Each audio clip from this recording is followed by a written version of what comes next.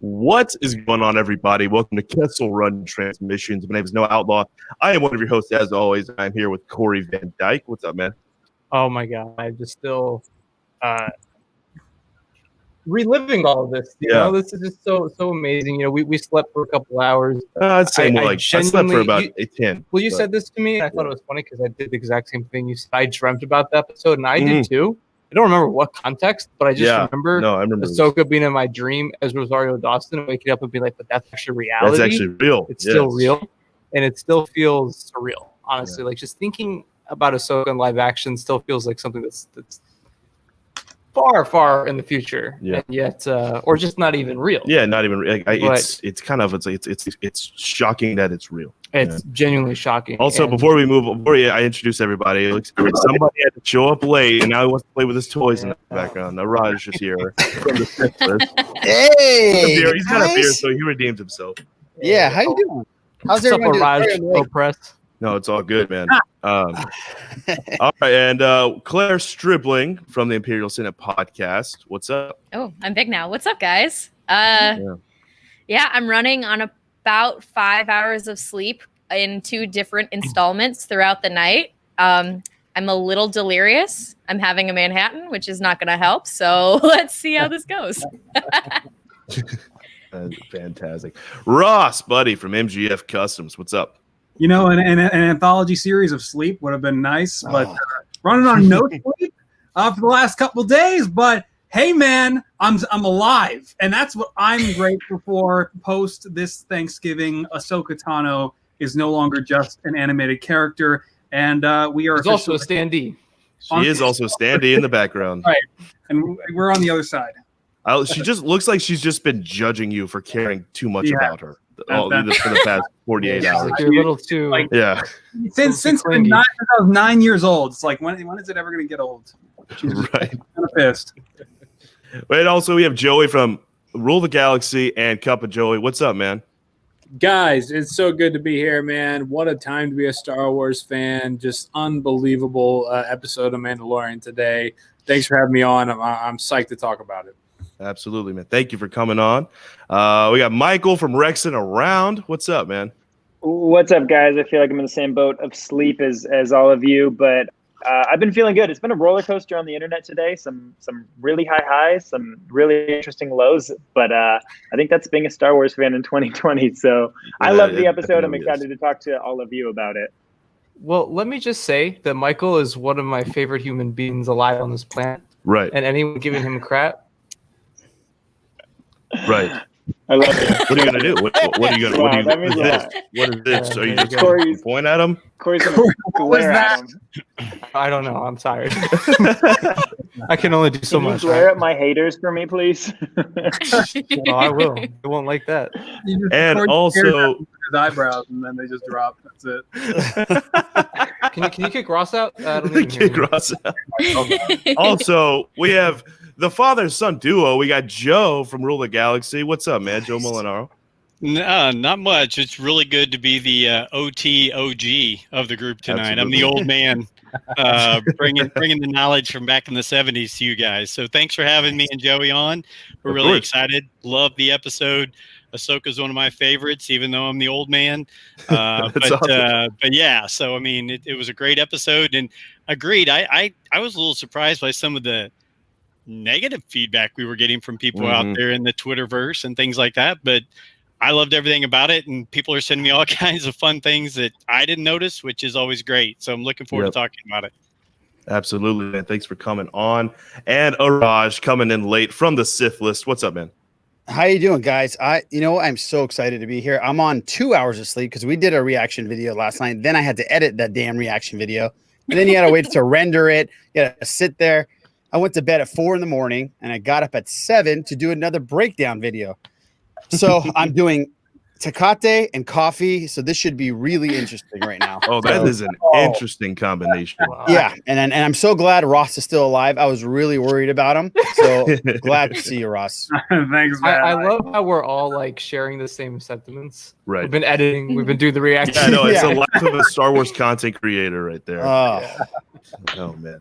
Well, all right, guys. Well, chat. Before we start, I actually apologize. What we're going to be doing throughout the show is adding some people in to give their thoughts on it. We've had on the show before throughout the episode. So we'll be starting that in about 10 minutes. We want to get everyone's thoughts here first before we go into a full, breakdown. Go ahead, buddy. Oh, yeah. Thanks for interrupting me for sure, man. Yeah. I think it's no, but yeah, guys. So in the chat, by the way, give us your thoughts. If you have questions, we'll keep an eye on it. If you really want to, you get those chat in there. Much appreciated. But before we get into like the actual episode, I do just want to go around to everybody and get, just the thoughts and maybe your favorite part of the episode, stuff that excited you the most, all that good stuff. So I'm gonna go down the list here. Claire, favorite part of the episode and all that good stuff. It's so hard. There's so much to dissect in this one, and like waiting so long to see Ahsoka in live action and then having it come true. Like, honestly, I just burst into tears the moment I saw the white lightsabers. And it pretty much did not stop the entire time. If you want to watch me make a fool of myself, go ahead. There's a video. I put that on the internet for the whole world to see for some reason. But I think my favorite moment of the episode had to be my big baby blue Grand Admiral getting his name dropped, because I had a moment where I felt like my soul left my body and then was looking at myself laying on the couch like this and just looking at myself like, is this I don't think this is real. I think that you've fallen asleep. I think that the alarm didn't go off, that you didn't wake up at 2 a.m. to watch this. And I think that was probably it, because it's like two of my favorite Star Wars characters of all time, and they're gonna be live action for the first time ever, possibly. Thrawn could come into this. I would die. I don't know. I mean, that might. I'm sorry. I have a really hard time formulating actual intelligent thoughts about this episode, because it's all just a wave of emotions and just like this isn't real. This cannot possibly be something that it doesn't that they put out. Yeah, I remember just saying years and years and years, this isn't gonna happen. And here we are. And it did. And it happened. And Corey, I skipped over you. I apologize. Maybe favorite. This is our dynamic now. I interrupt you, skip over me. Man, you know what? It's just called payback. But go ahead. Payback. Wow. Thoughts on the episode, man? Echoing, I think what everyone's gonna say here is, Ahsoka, for me personally, sorry, we had producers on the phone. Ahsoka, for me, is a character I grew up with, and was kind of like my Luke Skywalker, if you will, throughout the years. And I feel like every time she appeared in something, it just got me more excited than anything else going on in my life. And so the fact that this is real and we experienced it last night, and I just got to say that Rosario Dawson absolutely nailed Ahsoka, and that's something that I wasn't worried about, but I was kind of, I don't know what I would say. I would say I was. Hold on, guys. You run the show. I'm gonna go get this done. Okay. All right. I wouldn't say worried or concerned. I was just interested to see like if Rosario was able to nail Ahsoka's mannerisms, and obviously we know Ashley didn't dub over her voice, which I never thought they would do. But one thing that Rosario did that I thought was really cool, she still has like the very strong S's that Ahsoka uses. Like Rosario kept that, and then she kept her like facial expressions and the way she walks and the way she fights. Everything was Ahsoka there. And then this is definitely a more down in the dumps Ahsoka. Something's clearly happened. She's not as enthusiastic as we're used to seeing her, but I definitely think that's because, she's lost a lot between the Clone Wars, stuff that happened in Rebels, stuff that we haven't seen yet. I mean, like out of any Star Wars character, she's probably lost most. So, that's there's a lot of people. There was that whole Alderaan thing there, Corey. Whatever. Yeah, right. That's just like probably roughly 7 billion people. But whatever. It's a dream come true, and this is just such a win for all of us Clone Wars fans. We had a big win with Bo-Katan a couple weeks ago, and it just solidifies the fact that the animation is important to Star Wars, and people who sleep on it shouldn't sleep on it, because it's important, and it's just as important as any of the films. And I think now we're at that point where Lucasfilm acknowledges that, and Dave Filoni is a king. I love Dave. Oh, he's a god amongst men. He is my religion, as Ross says. Right. Absolutely. Yeah. 100%. Yeah. Ross, I know this is for just like Corey and Claire and probably most people here. Big momentous occasion for you. So I mean, listen, Corey and I and millions of other people grew up with Ahsoka Tano and Jax the Destroyer back there too, as you heard. And this was something that was not possible a few years ago. We were so neck deep in being focused on the sequel trilogy, on the original trilogy, and that was great for the time. And we did get Saw Gerrera, and that was kind of where the door creaked open. But I was still always like, okay, if they ever do Ahsoka, it's gonna be 7 to 10 years. It's gonna be like some way far off in the future date, not 2020, just 4 short years later. And finally, 2018, I think it was 2018, Rosario Dawson expresses interest in the role. Now here we are 2 years later. She shot it last year, and we're getting to see it last night. And it was incredible. I first of all can't get over how much Rosario really does resemble Ahsoka Tano, capturing the features with Ahsoka's likeness, just with the makeup added on too. It was just incredible to watch, and I was blown away by how she really captured Ahsoka's essence. There is like a solitude to Ahsoka post Clone Wars, and especially post Rebels, that she really I thought reigned in here for quite a few of the scenes. And I was not prepared for that intro sequence when those lightsabers ignited and we got Batman Ahsoka to introduce us to live action Ahsoka. I flew back in my chair, nearly hit one of these standees back here, I think, and I kind of lost control. And one thing I really want to, like a couple things is how, excited I am for Dave Filoni, and no doubt George Lucas, who I'm sure was on set for this.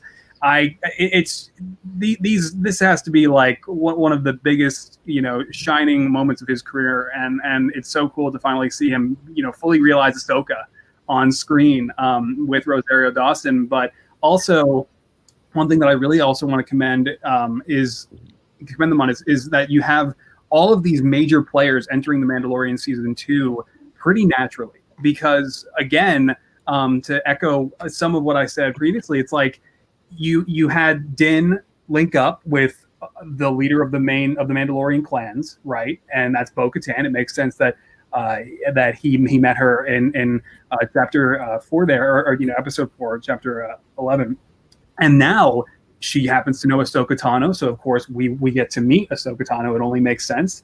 And now she, as mentioned at the end of Rebels, or as alluded to, she went off to search for Ezra, and then he's with Thrawn, and so it makes sense that maybe she found Ezra, and maybe Thrawn Thrawn has clearly been working on something since. And so the point is, it's like, yes, Grand Admiral Thrawn is mentioned out of nowhere. Like, yes, there are all these different references and things that don't necessarily pertain to The Mandalorian, but much like in the way that someone who didn't watch the Clone Wars would go and look at Bo-Katan and the Mandalorians and be like, oh, those are just other Mandalorians.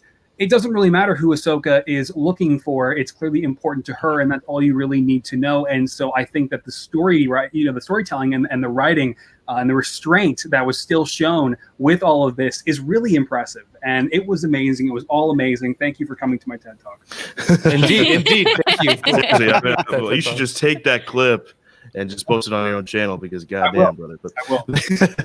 But you're 100% correct. I mean, like, it was just, it's still, I mean, I think we've been saying this for the past 24 hours, even before we saw the episode. It's just hard to grasp still. But, all right, Joey, thoughts on the episode? I see you got Din there with a little Baby Yoda. We learned some stuff about Baby Yoda that we've been wondering for a while. So maybe talk about that.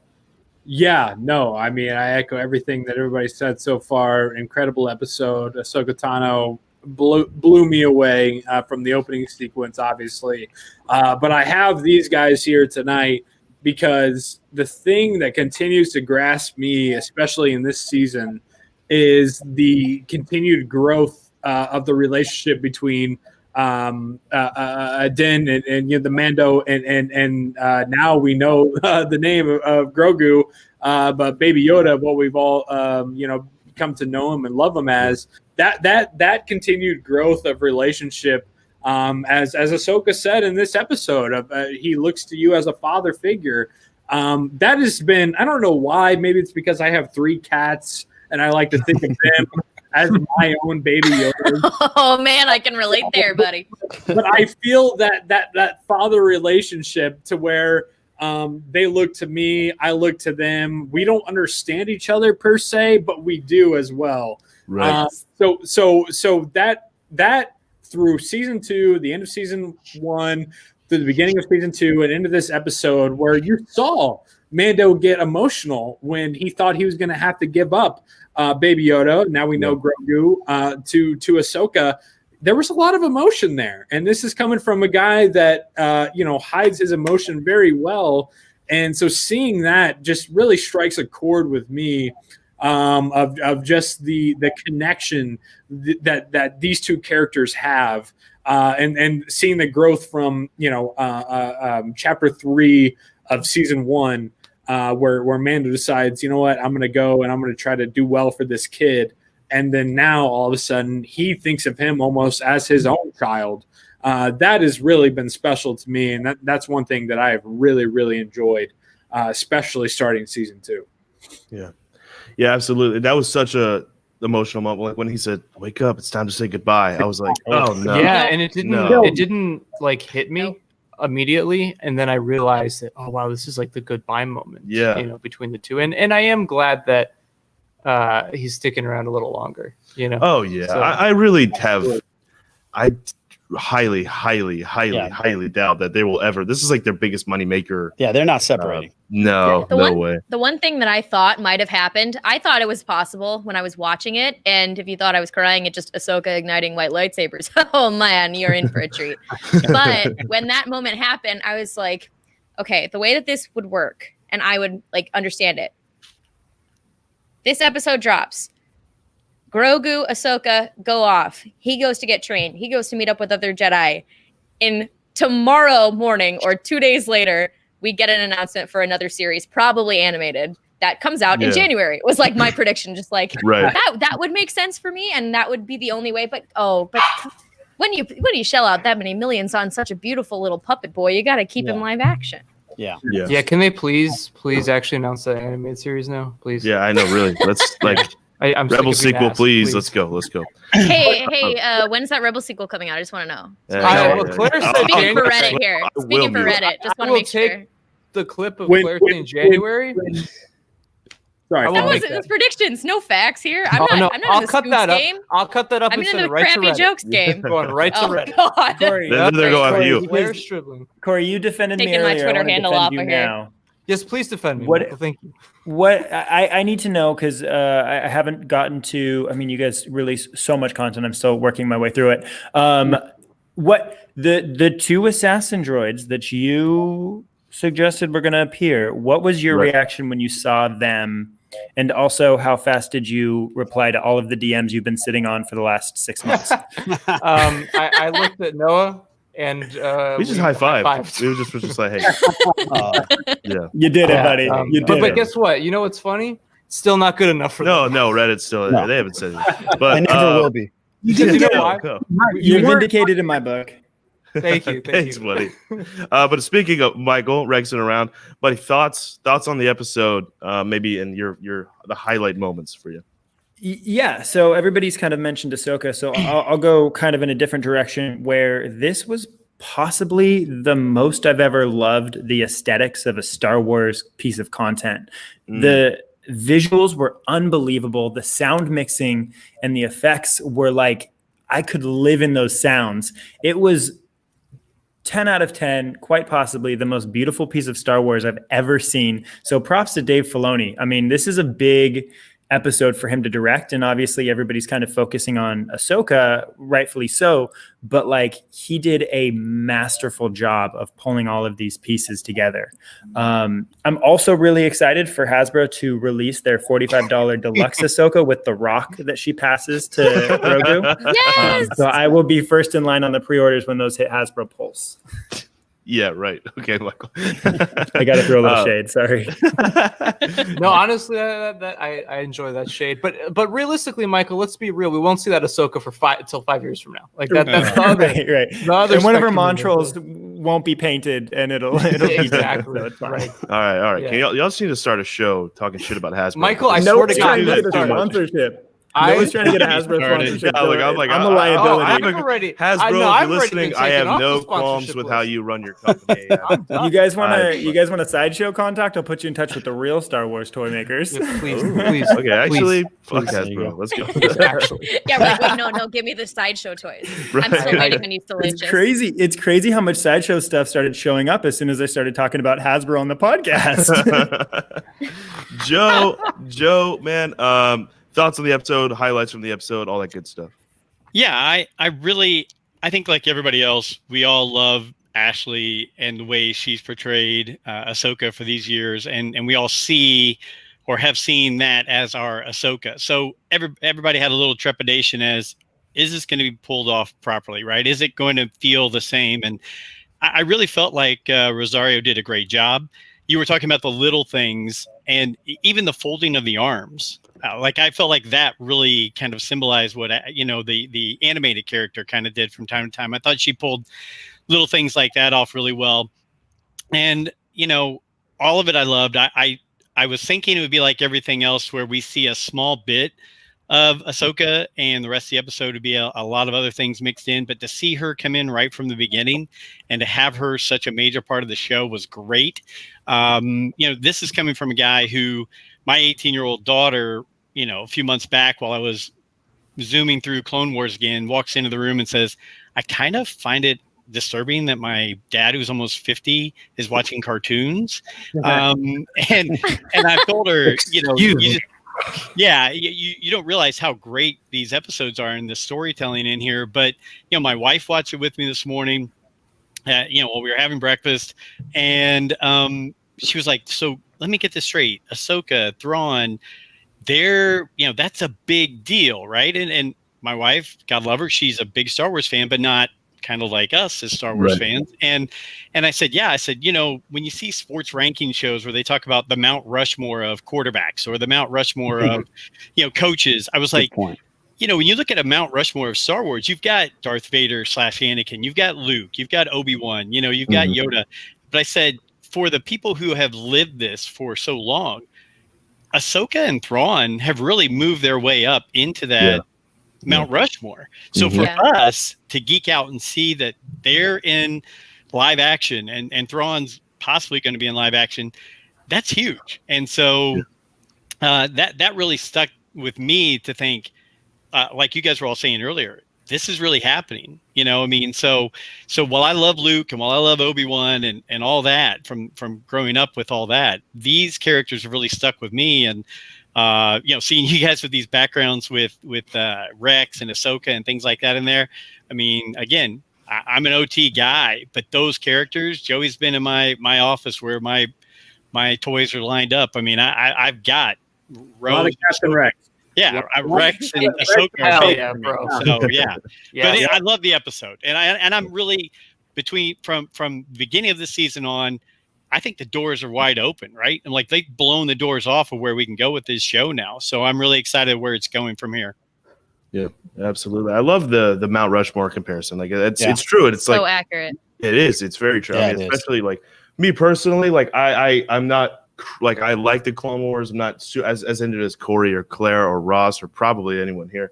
Are you looking at me like that for? I'm not saying anything bad about the Clone Wars. I'm not. But Ahsoka, it's okay, Noah. Even though I'm not a huge, even though I'm not a crazy into the show, Ahsoka's on that Mount Rushmore for me. You know what I mean? So this is why, that's how powerful of a character she is. You know what I mean? Yeah. Stop looking at me like that. I'm sorry, Fives isn't on my Mount Rushmore. I'm like, man, no, You have to join the cult of Dave. Hey, I'm Oh in my the cult of God. Dave. Oh my god! And I was with y'all all day. I leave y'all for 5 minutes, and then you find him at that pizza. It's it still bugs me. But Araj, from the Sith list, buddy. I don't know why I said your podcast again, but I think I just because I'm going to go check it out. Got a great reaction up. It's fantastic. It was so fun. I watched it twice, bro. It was so fun. Y'all were great. But thoughts on the episode, highlights, all that good stuff. Yeah, well, first I want, like Joey, I want to get my huge collectible Mandalorian out as good luck. So I brought the child Black series with me. So I'll be having this with me. By the way, my wife bought this for me thinking that this was a massive toy. And we got this in the mail like 4 months later. Yeah, but it's still wonderful. I absolutely loved the episode. I think Mike, I'm going to piggyback on what he said. It felt like I was watching a samurai film at times, and then it felt like I was watching Tombstone, and then it felt like I was watching one of my favorite movies of all time, and that's Kill Bill. There was moments where it was Oren Ishii versus Black Mamba. Yes, it was so awesome, so awesome. Oh, and props to Dave Filoni. I mean, if we don't think that Dave Filoni can direct a feature film now, you're out of your mind, because that was one of the most beautiful Star Wars anythings I've ever seen. Yeah. It was fantastic. And Rosario Dawson nailed it. I mean, and props to Ashley, because if it wasn't for her, Rosario would not have this to go and perform. I mean, this wouldn't be happening at all. So big props to her too. But absolutely love the episode. I'm happy for all the great Clone War fans out there. I'm happy for the EU fans out there. I'm happy for the OT fans out there.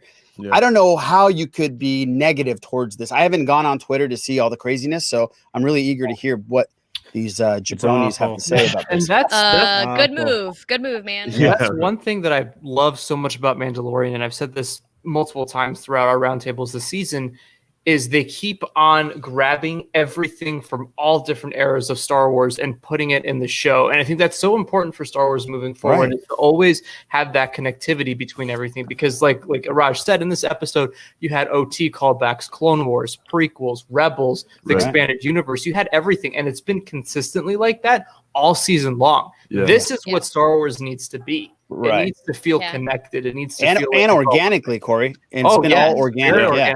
Yeah. And that's the thing, is I've seen some people who don't know anything about Clone Wars. Like, I've seen this on Twitter, people going like, wow, that was a cool Jedi. And that's like, well, here's 2 shows to watch, and you can get caught up on that. And I'm really excited to see the new fans that are going to come out of this from this episode. Noah is one. It's yes. It's funny that you guys and I will say that it's funny that you guys mentioned the EU stuff. Because I was watching this episode, and my best friend in the world, Mel, hey girl, you're probably not watching this, but that's fine. She's not a Star Wars fan. She's a casual at best. But her dad, however, is like an absolutely massive Star Wars fan. So even from the time that we were little and like hanging out and being friends, he and I would just get into like these arguments and these debates and whatever before Disney Star Wars was a thing. And this guy, I swear to God, has read every single EU novel.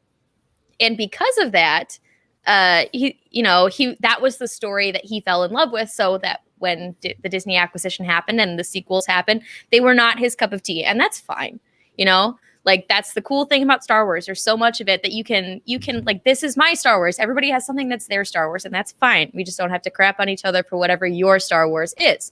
100%. Anyway, that being said, he has not watched The Mandalorian yet because he's been like lukewarm on the sequel movies. Mm-hmm. And I'm sitting here texting her, and I did this last weekend as well. I was like, get your dad to watch The Mandalorian because he's going to be happy. There's so many little things that I'm sitting here like from EU novels that I'm like, oh my God, this is going to like, hopefully, I mean, we saw it last season. The Mandalorian has bridged so many like fandom argument gaps in so many places.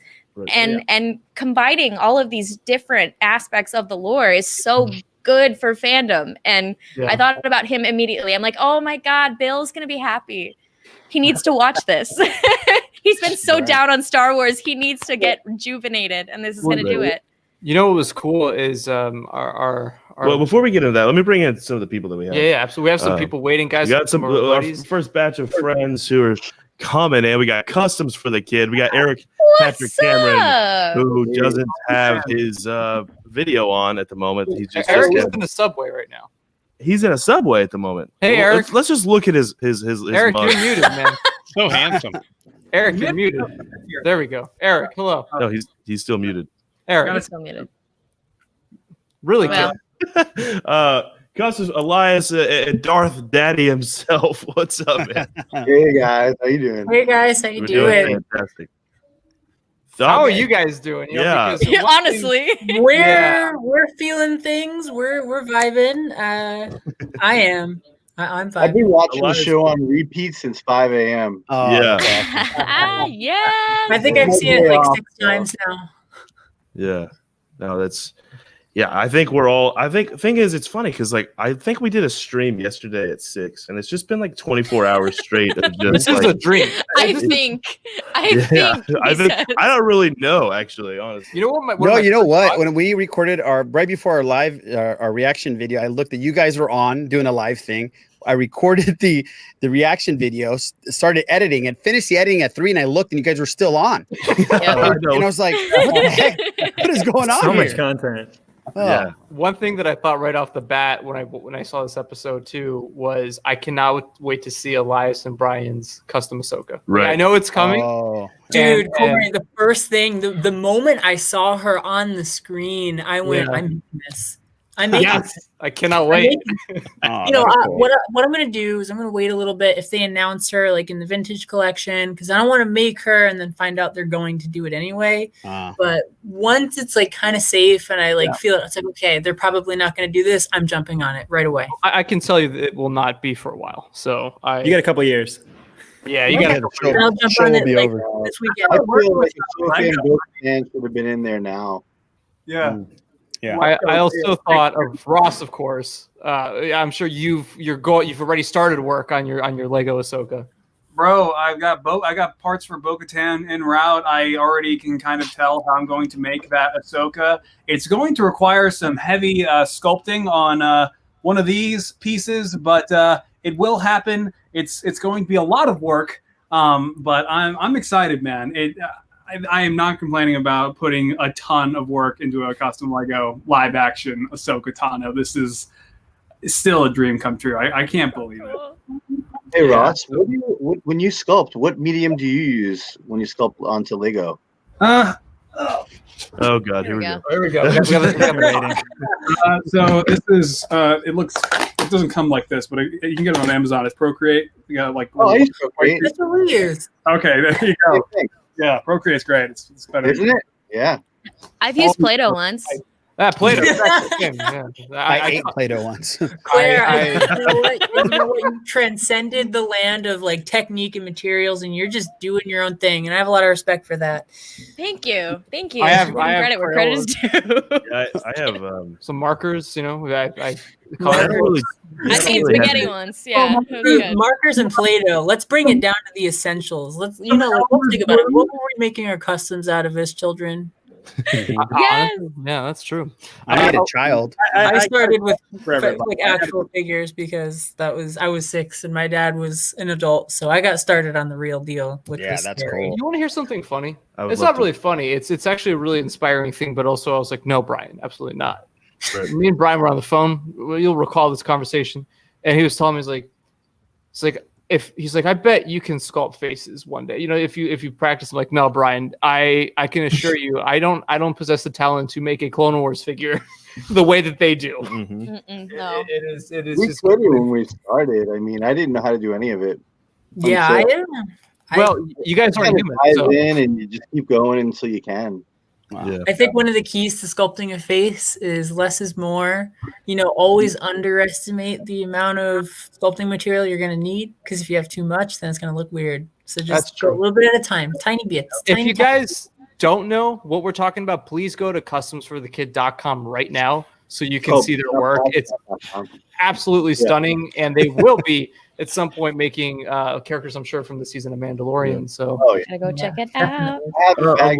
Elias and Brian, I really am interested to hear y'all's thoughts on the episode. I have so many. Everyone gave their thoughts. I have a question. Have you guys addressed the Jedi question? Because people referred to Ahsoka several times as a Jedi, and she didn't correct them this time like she normally does. Mm-hmm. And there was even that conversation she was having with Din Djarin when she was referring to how Jedi Knights, even the strongest Jedi Knights can succumb to attachment.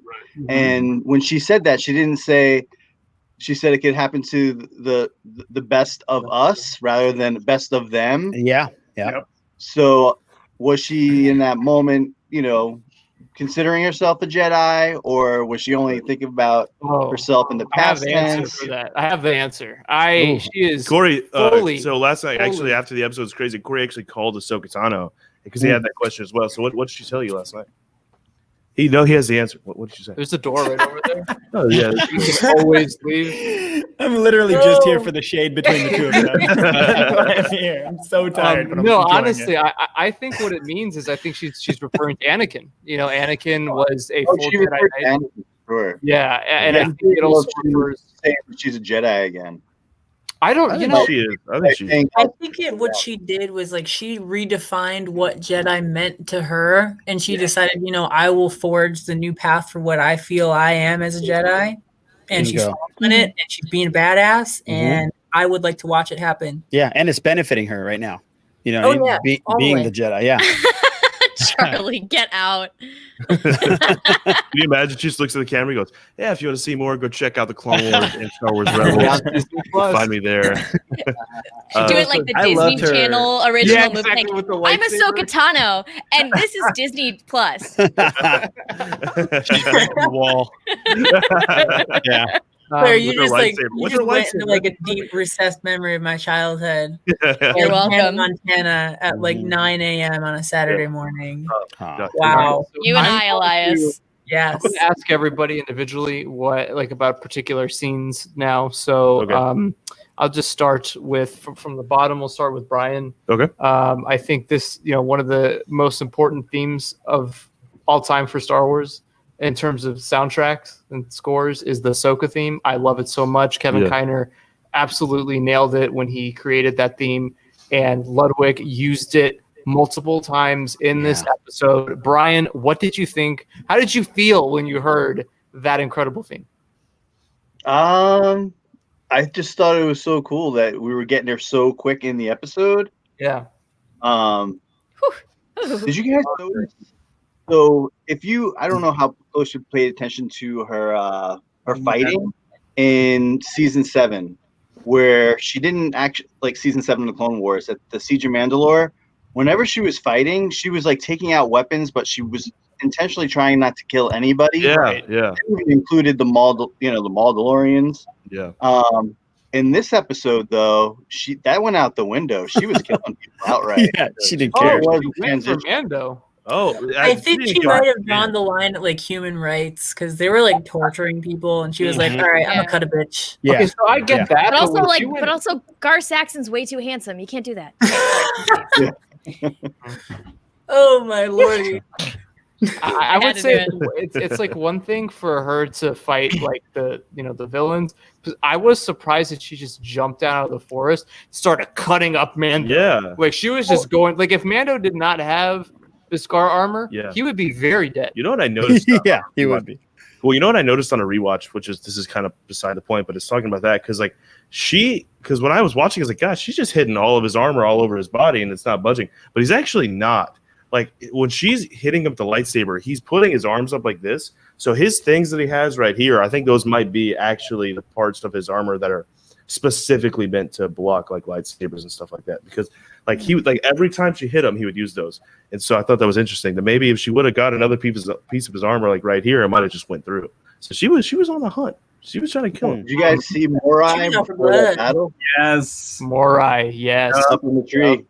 The second you heard the sound, it was there's Morai. And then some people thought it was just a regular owl, but no, once Din walks a little bit, and you see the owl up on the tree. It's a bright green owl. It's more eye. Yeah, and you can even see the head kind of turn like an owl's head. It's incredible. But one thing I think a is regular owl, my butt. Come on now.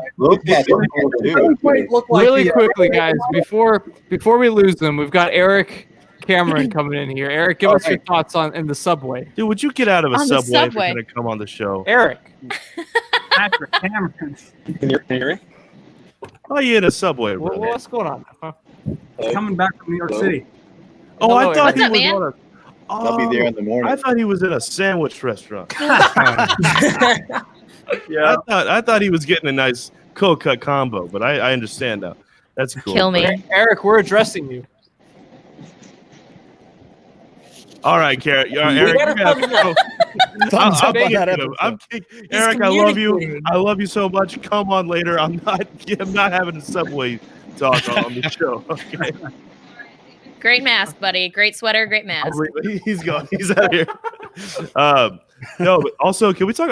I do actually want to get to the questions for everybody because I would like to get everybody get their 2 cents in. But I tried so hard because it's for a split second. It took me like 5 tries to get this screenshot.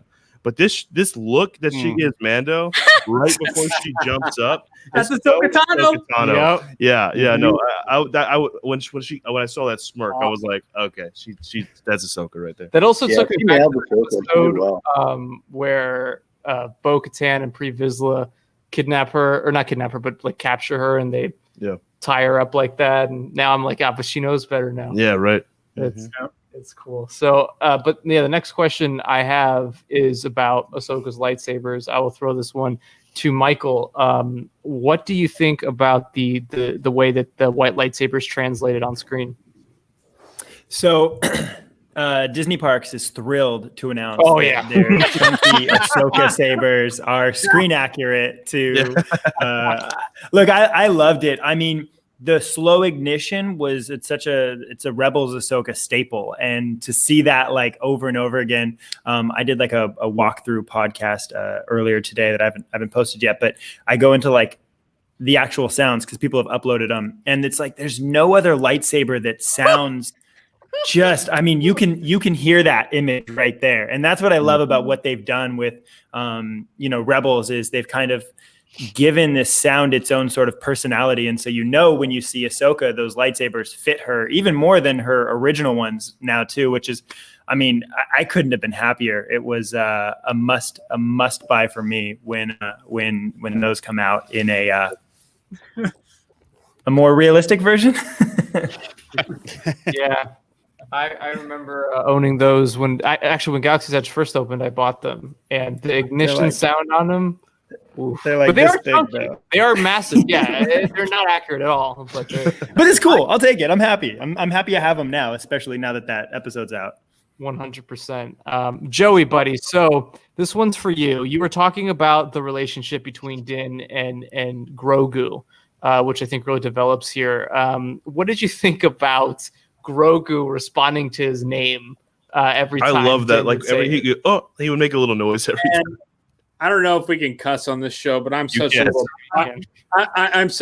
bitch for Baby Yoda, dude. I mean, literally, do you sing for Baby Yoda, Joey? Obviously, you can see from my hoodie. You can see from Dan with his little buddy right here. I mean, every single time that little guy shows up or moves his head or raises his hands or makes a sound on screen, I literally go. Like literally what I do. Bernard. Yeah. I mean, which I'm sure most of you do the same thing. Absolutely. So I do. I love from this episode. The little ball on top of the lever from the Razor Crest has been a theme going back from the first season of Mandalorian, and so the fact that they brought that in to when Ahsoka says, you need to make a connection with them, and then Mando brings it out, and he gets so excited when his little buddy Grogu, hey kid, when that almost Han Solo-esque there when he says that about Baby Yoda, when he pulls that using the Force and brings it into him, and he gets so excited for Grogu, so excited for Baby Yoda. It's just phenomenal, man. I mean, I damn near shed a tear every week Now every week that we see this growth again with Mando and Baby Yoda, and this week even more so, more than ever, how proud he was of him to show that that's what he can do, that he's a trainable force wielder to Ahsoka. Man, I mean, I just loved it. It just literally, I'm sitting here going, so good. Before we go on to the next question, Michael, buddy, you got to hit the sec. You got to hit the head, man. Why are you leaving? Why are you leaving us? You guys, I had to come to work, so it's Black Friday and business. So I went straight from finishing uploading, jumped in my car and drove over to work. So are you coming next weekend or? If I've woken up, yes. If I've woken up, I will. No. You coming here next weekend? Yeah, I said if I've woken up, I'll get on the plane. If I haven't, I need you to do that. Yeah. No, I do. Also, I do want to try. If you do, you better bring me one of those shirts in the background. I'm looking. I've been looking at. Look at all shirts. these. I know. We just launched them today. It's been a big day. But yeah. Anyways, thank you all for having me. Love you all. If you want to find me anywhere on socials, it's at Daniel Logan as always. And I guess I will see you all next week. Bye, everyone. All right, man. Later on. See you later. That is funny. All right. All right. So yeah, the next question is, this episode was very samurai heavy, very Kurosawa like. I'm not surprised about that at all. No, indeed. It's Dave Filoni. It's what he loves. Joe, let me ask you, what did you think about the villain characters in this episode? Well, I was originally, I didn't recognize Johnny Ringo from the beginning, from Tombstone, but that was Johnny Ringo, right? Sure was. Yeah. So I just call him that. I'm stuck on that. But I liked his character. I wish we could have had a little bit more. Not sure I needed him to die off in this one, but okay, it happened. Right. I really liked the lady who was in charge, and maybe I just haven't done enough research. Do you guys know of that character before? I think we knew. Yeah. I liked her though. She's pretty badass. I actually, when you guys get to me, I have a lot to say about her and like the plot. So, well, what I was going to say on her was definitely the whole time you've got that mystique of there we go, something going on. Who is she? Where's she from? I like the Japanese garden thing that she was in there with the koi pond, which of course was attracting Baby Yoda to want to eat fish or what have you.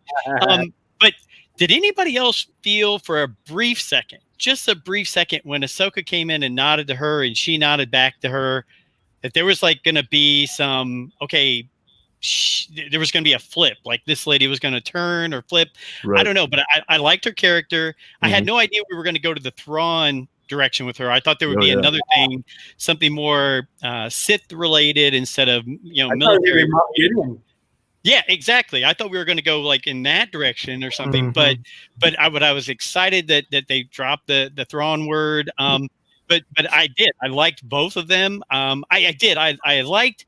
For a while in this movie, I felt a little Lord of the Rings action for a while. Then I felt kind of like a knight in shining armor castle. Then I felt the Kurosawa, shogun samurai kind of thing. Right. So I like the mix of it all. And you definitely, like you mentioned, that's Filoni's thing. I mean, he brings that into all of it. So, but I thought her character was really well done. You could tell there was something special about the older gentleman who, was very polite and nodding his head that he was going to come back to have some play in it. But I thought it was really well done. The characters were great. Sometimes you can see less is more. Neither one of them were giving these sanctimonious, General Huck speeches or anything like that. It was brief, to the point. Right. And you could tell something was going on there, and we get the topper at the end with the Thrawn scene. So, Joe, let me ask you: Do you think we'll see Thrawn show up in the Mandalorian? Oh gosh, we were talking about that today, Dad. Yeah. I mean, I'm kind of leaning towards, if we see Thrawn, it will be in like season 3, season 4, something like that. But I'm really leaning towards, I think when they do, if they announce the Ahsoka series, which I think we're all banking on or hoping, I think that's going to be the direction with the Ezra, Ahsoka, Thrawn mix on that direction. Yeah, absolutely. Claire, I know this. This one's for you. I knew the moment that they name dropped Thrawn. The first person thought it was Claire, because it's funny because Claire, she was talking with us a couple weeks ago when you were here. How? Man, I gotta rewatch that clip. Yeah, well, there was like a couple things we talked about that we would want to see happen, specifically Claire, and she was like, "Okay, Ahsoka, Thrawn." I'm like, "Yes, Thrawn," and all of a sudden Thrawn's name's dropped. I'm like, "Oh, okay, all right, well, there's everything in one episode for Claire." Right. So, Claire, when you hear that Thrawn name drop, just take us through your mindset, your emotions, your thought process. This is gonna be a roller coaster. First of all, hey Claire, right. I don't mean to interrupt, but were you even alive in 1991 for the Thrawn books to come out? Because I'm old school. I read them, so I want to make sure. I was late to the party, but I was an early reader, and I read them when I was about 6. I read the first one when I was like 6 years old. No, I was born in 94, so I was a little late. But that being said, so we've talked about this in relation to the Clone Wars in general, is that until college, I did not have any in-person Star Wars friends. So the things that kept my Star Wars fandom alive, including my family, they were like, they're fine. And I'm like, okay, I'll take it. But, the thing that kept me alive, because I'm a big old nerd, is I love reading. I love books. And the EU books, I read a lot of them, but the ones that I constantly came back to were the Thrawn novels.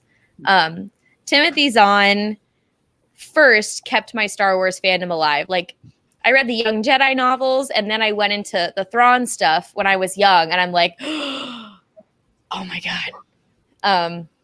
And when, Star Wars, no movies were coming out, I still had those to reread and revisit and speculate on and alone, to be fair, because, didn't talk to anybody about them. But that kept my fandom alive. And then Clone Wars came out. And then Clone Wars, as I'm still a young woman in this world, not confident myself, growing into my own and not feeling like feeling alone, feeling like, there's not anybody I can relate to on this. I related to Ahsoka, which is why I cry my eyes out in this episode. But so Ahsoka and Thrawn are two reasons that I am here talking with all of you, that I've made so many of these wonderful lifelong Star Wars friends, that I travel around the country when I can to see people. Obviously not so much right now, but no, when the Thrawn name drop happened, it was just like, I can't remember the last, other than the rest of this episode, I ugly cried. Because one of my greatest fandom experiences as well was in 2017, I finally met Timothy Zahn. And I was just like, I don't know. Which helps is I was in I was at a black tie event and wearing a gown, and I'm like, okay, I feel confident, I feel good. I made the drink list at this event, so I have liquid courage. And I'm like, hey, I think you're neat. Okay, great. Let's take a picture. I'm so scared. I don't know how to tell you I love you. I don't want to be weird. Anyway, so long story short, Ahsoka and Thrawn are my two of my biggest, and Leia are my big three. And the fact that this could happen, I'm just a ball of emotions. I don't know how to describe it, because that is what keeps my fandom alive. And now it's refueling and reinvigorating the fandom. And I'm just I don't know where to go from here. This is what I live for. Can't get better than this. Yeah. By the way, for some reason, our camera got unplugged.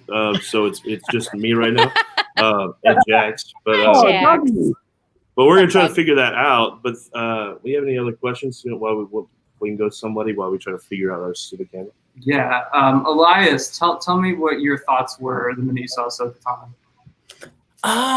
Well, I actually vividly remember my reaction when she first came on screen. And unlike all of you, which had visual reactions with ugly crying, the boogers, the screeching, I just went, oh, she's gorgeous. Oh. And that was it. And then she took her hood off, and I was like, okay. Because I love her, but like the Montreal situation, it's a little awkward, but you know, Rosario, 5 out of 5 star performance. I loved it. The episode itself was magnificent. I watched it several times, and once we're done with this, I'm gonna watch it again. So don't let you think that hinders my enjoyment of the episode. It's fantastic.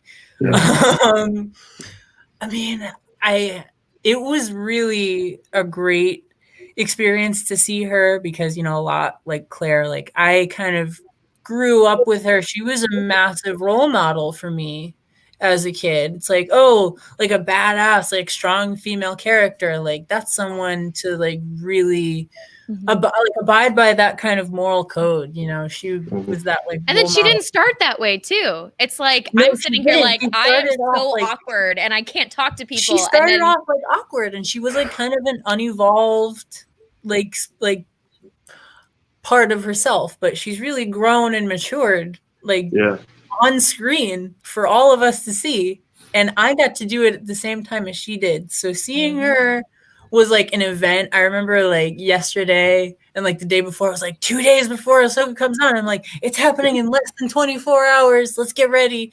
And you know, then it happened like in the first, like the opening scene, like just white lightsabers right there, and I was like, oh, crazy. Oh, I just go back to.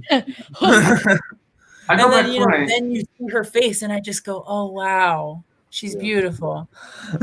Yeah. Also, and I had like a very calm, very wonderful, serene experience watching the episode. I really loved the Magistrate, and I loved the plot. It reminded me, for all the Ghibli fans here, it reminded me so much of Princess Mononoke. And the Magistrate in her outfit looks so much like Lady Eboshi. Yep. So much. So I felt like I was watching Mononoke with Ahsoka as Princess Mononoke. Because like in Princess Mononoke, the main character is that guy, like he's supposed to kill the princess, and then like they end up fighting Lady Eboshi together. So like seeing that with Mando and Ahsoka, I was like, ooh. Also, we have Chad here. He's been patiently waiting. What's up, man? How are you guys doing, man? I'm blown away. I'm just melting. I can't even believe it. I'm just shocked. But I have a question for you, Corey. Did William Sonoma call you yet about the Ahsoka hoodie? I think you have something there. They have to have something with their Navarro numbers. Oh, right. Yeah, exactly right. You're just like, I have my Ahsoka hoodie, and then you go, oh, God. That's right. That's right. That's priceless, man. That is just. Thank you. For those who don't know, Chad was with us when we did the Clone Wars roundtables all of this year. So we have like a full team almost assembled from that. Chad, listen, like I really quickly before we get to Ahsoka, I know Bo-Katan's one of your favorite characters of all time. So that's right. Walk me through the process of seeing these two characters within only a couple of weeks from each other.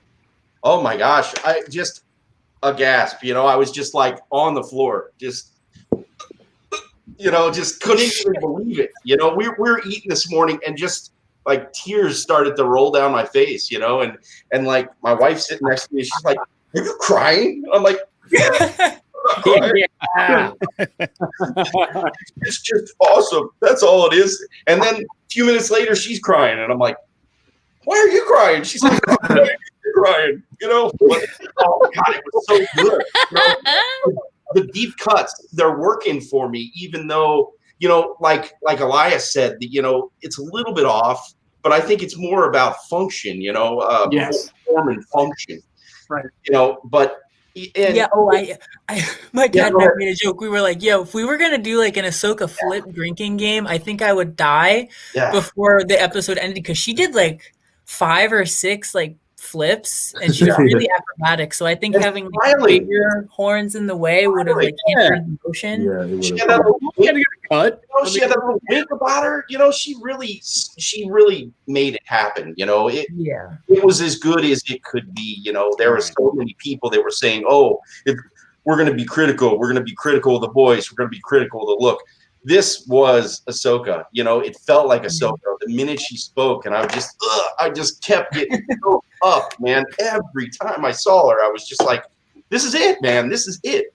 Filoni, the master, you know, God, you know, sprinkle in a little, you know, stuff from heaven, you know. If you really think about it, because her Bontrals and Leku used to be longer, now they're shorter. She just comes on screen, takes the hood off. I like you cut, G. Yeah.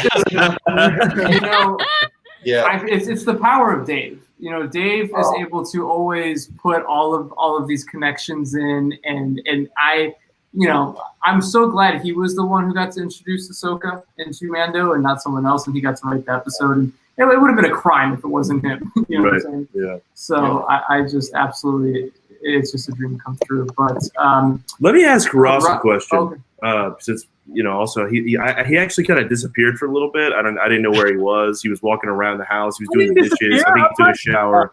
I think he took a quick nap. Right here. Yeah. I was right behind Ahsoka. All right. Just saying. What were you doing right behind Ahsoka, Ross? Y'all gotta be careful. This is live. Studio to clean up over here from a Thanksgiving photo. That's what I was doing. That's what they all say.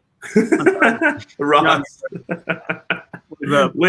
when you heard Ahsoka tell Din Djarin to take the child to Tython, what were your thoughts on that?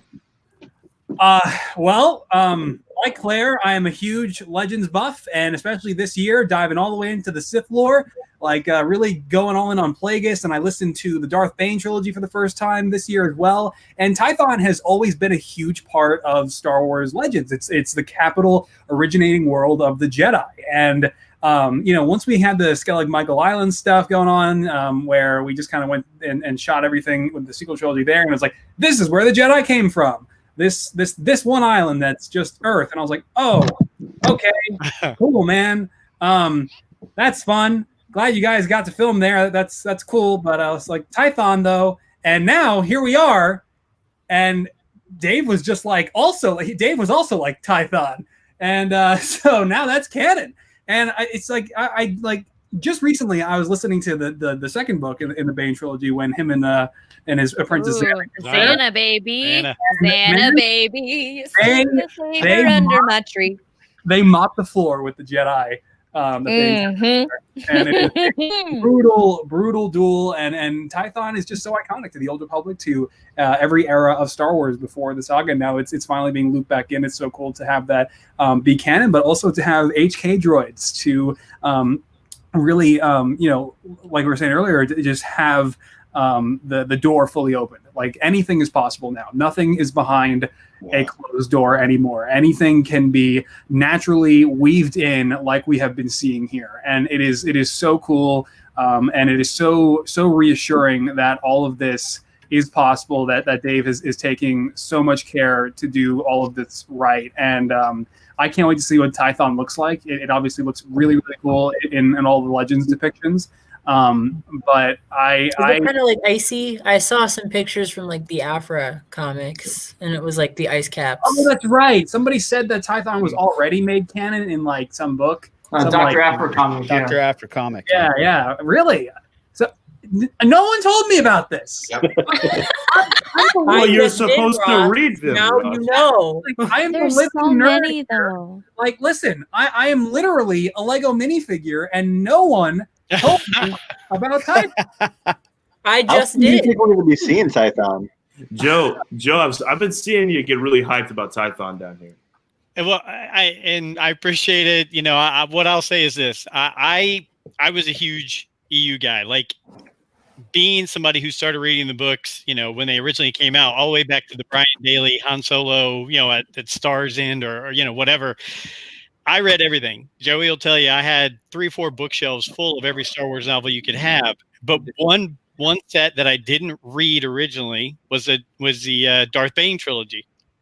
So on our show, we did a deep dive onto that trilogy recently. And so when this came out and we saw Tython mentioned, I got text galore from the guys in our group just saying, oh my gosh, this is just what we were talking about. And it just, what I love to see about it is, originally when the old EU was wiped away, I felt like something had been like just yanked right out of my chest, right? Because I was so attached to that.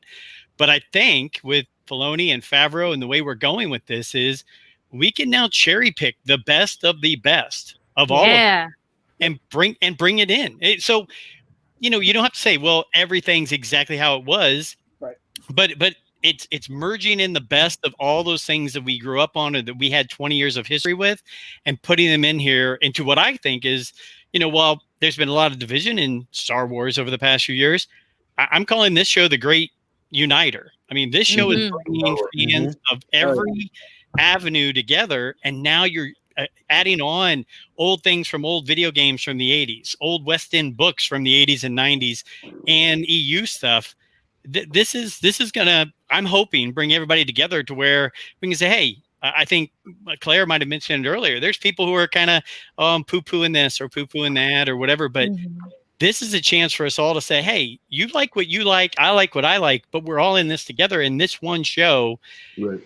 Bringing back things like Tython and whatever else is bringing us all together to start the next chapter of where this is all going. Absolutely. Yeah, absolutely. Raj Opress, my guy. I'm going to. Really good nickname. Thank you. I'm going to ask you the last question. I've been called a lot worse, Corey. Before we close out the show, Raj, I want to ask you this. So, Ahsoka tells Din that she cannot train baby Grogu, and says that he has to go to Tython to go into this Jedi temple to sit on something like a rock or something. Seeing stone, so that a Jedi might come and get him. Raj, what Jedi do you think that might be? Ooh, that's the question of the night right there. And I will ask everyone who. But start with Raj. Here's the thing. Now that we know the backstory of the child, does that mean that there could be a bunch of little Jedi everywhere, or trained beings out there that have been hidden? Was he the only one? So that popped in my head first and foremost. Then I thought of Ezra as one of them, and then I thought, well, it would be amazing if it's Luke. But like I said on this on your show before, I think we're going to see Luke in a hologram, and I think that's the extent we've seen. So I'm hoping, crossing fingers, that it would be Luke.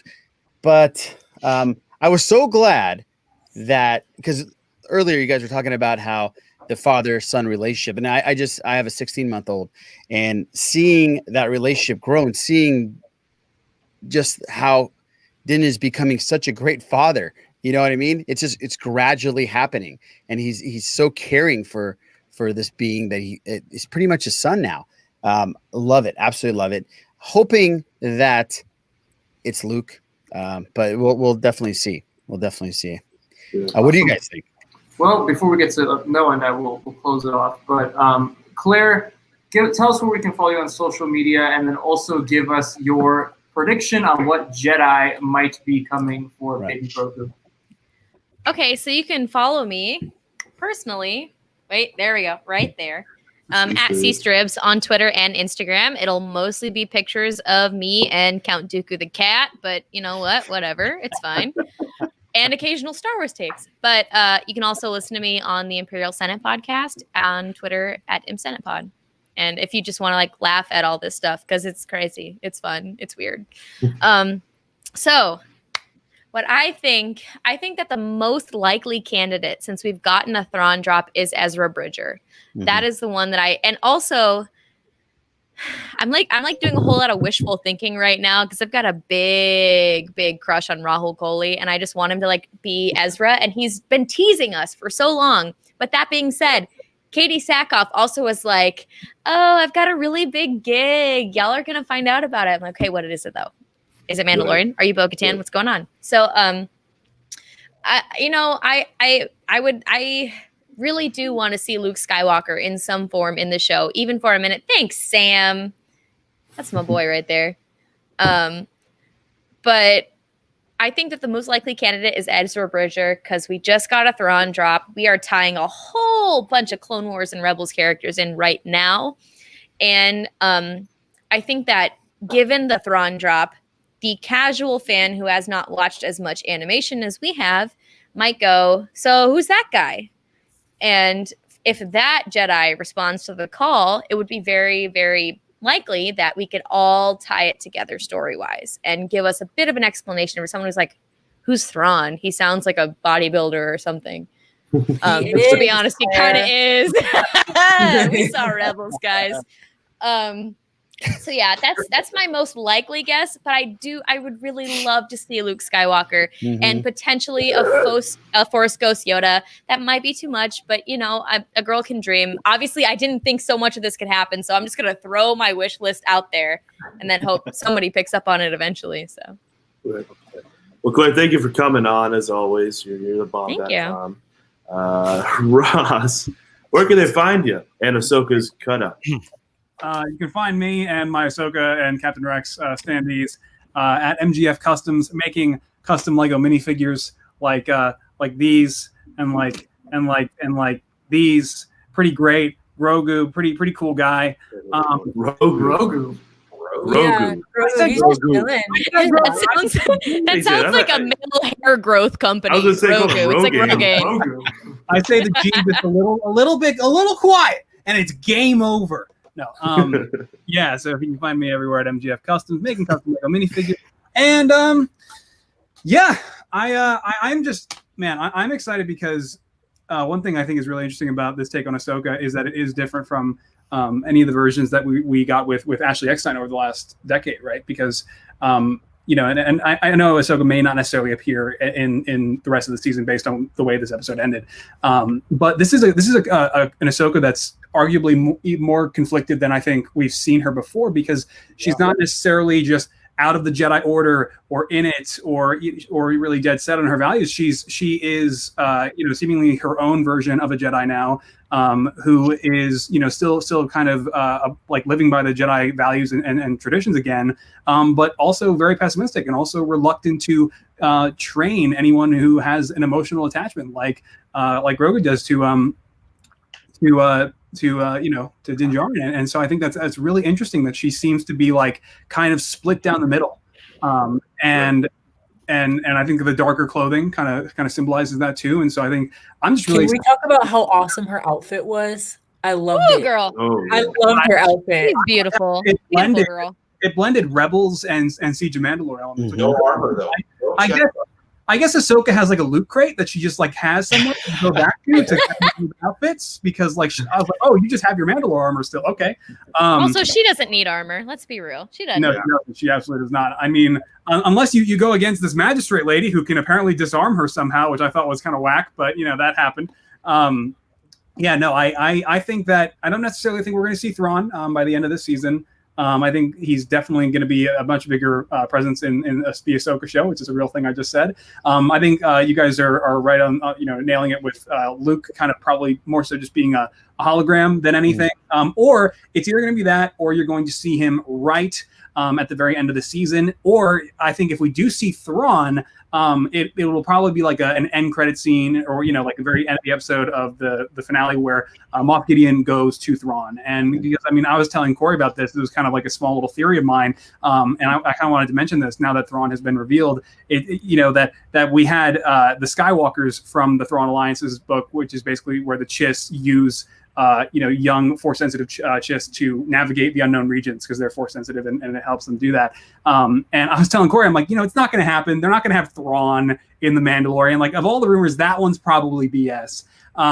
But what if Moff Gideon is like they're gonna try to use the child, Baby Yoda, to because he's Force-sensitive, train him to help them navigate the unknown regions. And I was like, Corey and I, we were both talking about this. I was like in the car telling him this. And I was like, it's not going to happen. Totally unrealistic. But here we are. So yeah. Right. Yeah. Well, Ross, hopefully people go check out your little minifigures because seriously, they're fantastic, and I can't wait to see the one that you make for Ahsoka in this episode. Joey, where can to find you? And then also, what Jedi do you think is going to show up? Or maybe a Jedi won't show up. What do you think? Yeah, no. So my name at Joey Mulinaro, Mulinaro, on Instagram, TikTok, Twitter. That's where you can find me. It's a mix of mostly Star Wars, Steelers, and some of my jokes and everything on there. Man, it's tough to follow. It's tough to follow everybody so far because I think we're all kind of on the same page. Once the Thrawn bomb was dropped, Ezra Bridger was the first person that came to mind, and then I texted my dad this morning and I said, hey, we want to get real wild with it. Yeah, maybe Luke Skywalker shows up. Who the hell knows? So those are my first two, obviously, that come to mind, just like everybody else. I don't know. From what we saw in Rise of Skywalker, is a Leia Organa too much to throw? Whoa. Joey, don't hurt me like that. Oh my God, I need my life. I'm trying to bring something else to what everybody else has brought. I'm just thinking now. Awesome. From what we saw in Rise of Skywalker, she was a huge influence and a huge role in that movie. And not only that, but she was training with Luke before Ben Solo was born, obviously, as we all know. Maybe that. At this point, like Ross said, the fact that we got a Grand Admiral Thrawn, the fact that we have a live-action Ahsoka, I'm excited and I'm intrigued to think about what the possibilities are because I really think anything could be thrown at us, and that is incredibly exciting as a Star Wars fan. Absolutely. And also, if you follow Joey on Twitter, just prepare for him to, he's a Steelers fan, so he's really rubbing it in that they're 10-0 right now. I'm a Texans fan. Yes, absolutely. Yeah. We're going through it, but but we're living vicariously through you, Joey, because we all wish we were in that situation. Joe, where can they find your podcast? Where can they find you on Twitter? All that good stuff, and also, what's your prediction? Yeah, so thanks so much for having me on again. It's been a blast, and I can't wait to run into all of you guys at future conventions where we can all go and meet and everything like that. But our podcast, Joey hops on from time to time, is called Rule the Galaxy. You can follow us on Twitter at Rule the Galaxy SW. Really, I was like everybody else. I think my first thought was Ezra. Once Thrawn was dropped, we realized that maybe Ezra's back.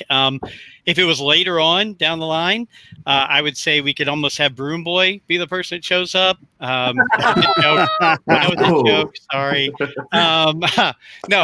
But Ezra, Joey, I really like the Leia thing because that was out of the blue, but that one kind of caught me. I'm digging that one. So, but like we said earlier, the sky's the limit. I'm open for anything. If they brought back maybe something from the EU novels when Luke was doing his academy and brought in a character that we all like, Kyle Katarn, wow. I'm open for anything, really. The sky's the limit. In Filoni, we trust. Absolutely. Absolutely. I love it.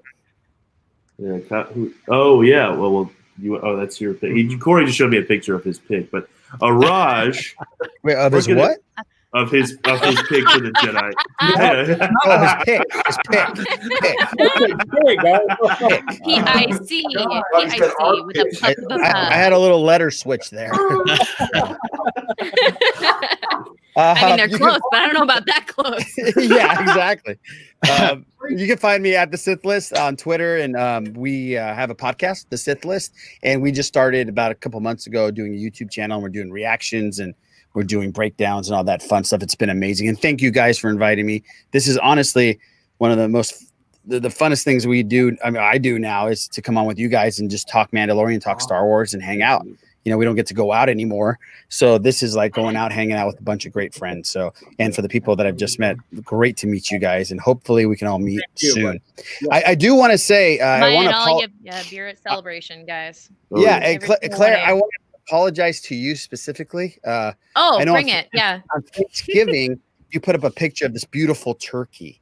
It was just beautiful looking. And I replied with a retweet of putting a monkey lizard barbecued, and I said, "This is what I'm having." And I know that that wasn't nice. So that was uncalled for. It was very uncalled for. It was very uncalled for. No, wait. I know you wanted to cancel me right there, but I apologize. Oh, you know what? Oh, I think I accept it. Oh, I think. She thinks she's gonna have to sleep on it. It won't happen really again. do. It won't happen. Yeah. You're right. It better not.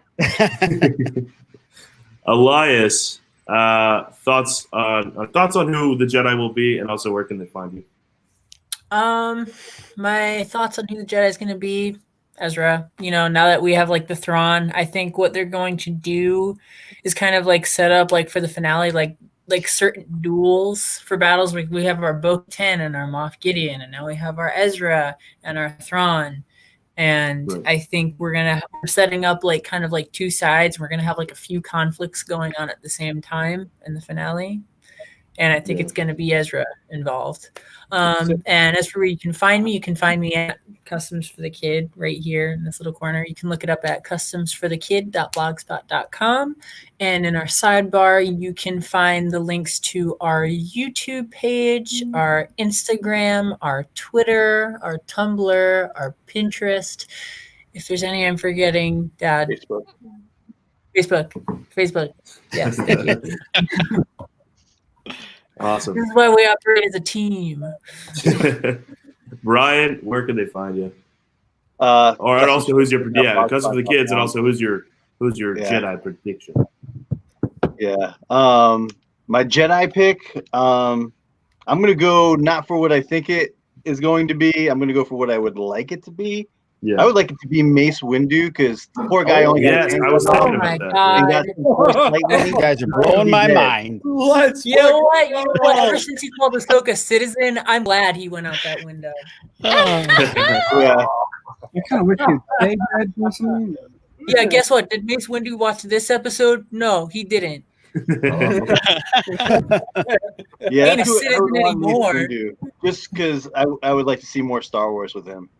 Okay. I love it. I'm with you on that one. Yeah, no, I was thinking that, but I wasn't going to be the one to say it because I was like, I don't know. Well, it's really I don't think it'll happen, but I would love it because there's been a lot of little bits. People talk about that a lot lately. There's not rumors per se, but there's been people. It's been a common topic. Maybe I actually think this is not to ramble on because we need to wrap it up. The thing is, I think that it's possible that Mace fell out the window, went back, grabbed Grogu, and then is the one who hit him somewhere. No. You guys always do this. You guys always do this at the end of the show, and you like put these things out there, and then if it doesn't happen, we're like, oh damn, it's not gonna happen. Let's be real. If we don't see a body and you don't fade into dust in Star Wars, you're not technically dead. Yeah, no, I agree. Come back at any time. Look, if Darth Maul survived, anyone can survive. I don't. It doesn't matter. Yeah, that's true. That's true. Yeah. I personally think he should stay dead because his death was so important, like to what was going on. But Chad, where can they find you? And also, who's your? When I'm not here, I'm a great big toy customizer, big toy nerd. So you can find me on Peak Obi-Wan Custom Creations on Facebook and Peak Obi-Wan Custom Figures on Instagram. But here comes the prediction. You ready? Here it goes. Let's go. Okay, you know who's going to show up to that rock? Dave Filoni. This is the introduction. No, this is the introduction to Mara Jade. There we go. There it is. Whoa. Yeah, it's going to carry on into the Ahsoka show, and then they're going to carry on Grogu in there, and it's just going to be the giant like Filoni-verse type. Dude, this is awesome. I'm telling you, Chad has. I like the Filoni-verse. I love it. Yeah, Filoni-verse. Grogu one day too. Because I think they're grooming him to be the next big villain. Yeah. I know. Yeah. It's looking that way. I'm sorry. You're getting shut down. It was like, you know how they say like Star Wars rhymes, and he like totally made that like shrunken Anakin like, you know, move when she said, "I sense much fear in you," and she talked about the attachment. I'm like, is he going to be the next You're big getting villain? shot down like a gunship that doesn't Jarrett Whaley says he's actually reading Heir to the Empire right now. Good boy, Jarrett. A good one. Deep cut. All right, guys. All right, guys. Here's the thing. All right, here's the thing. This is what's going to happen. All right, everyone's assuming that there's only one Jedi. All right, I've noticed. Okay. Yeah. I think here's what I think is going to happen. I don't think we're going to see this Jedi Temple to the finale, because I think Gideon will kidnap Grogu, and then they'll have to get him back. I believe the end shot for this season will be Din at that temple, and the ship comes down. It opens up, right, and out walks Luke Skywalker and Ezra Bridger. Oh my God! Together. Really? Now, I believe that Luke is the most likely candidate for one big reason, and it's because the general audience would also automatically know who that is. Yeah. You know what I'm saying? Like we've gotten so many cameo roles like for us fans that bringing Luke at the end would be a big payoff for everybody involved. Yeah. So that's why I think Luke is the most likely candidate with Ezra Bridger. I believe Sebastian Stan. I'm calling it right now. As we said, Sebastian Stan's Luke Skywalker is coming. I really hope so. Oh my God! Oh my sweet Lord. Corey, where can they find you? Plug your stuff. At Corey_Wolfpack on Twitter and Instagram, as well as at KR Transmissions on Twitter and at KR Transmissions on Instagram. Our reaction is up from the episode. We all flipped out. And what about you? What's your final prediction? Oh man, I think I gotta go. I don't want to be basic, but the thing is, like, I've been on the Sebastian Stan and Luke Skywalker train for years. Yeah. So I would just absolutely love to see it. That'd be the best outcome. If it was Ezra, it was Raul Coley as Ezra, that would be awesome too. Yeah. But I just the Mace Windu stuff would actually be awesome. Like, if that's the case, like, sign me the hell up. Yeah. But I'm thinking it's gonna be. I'm hoping it'll be Luke Skywalker with Sebastian Stan playing. And you can follow me on Twitter at Outlaw Noah, on Instagram at the Outlaw Noah, and also on Twitter at KR Transmissions and Instagram at Kessel Run Transmissions. Yes, sir. Guys, everybody, thank y'all so much for coming on. This was a blast. This is a great group. Thanks for having us. Yeah, absolutely. We will see you guys next week for the title. We don't know. We don't know what's going to happen in the next episode. So we'll catch everybody next Friday in the comment section below. Let us know your thoughts on the episode, and we will see you guys next week.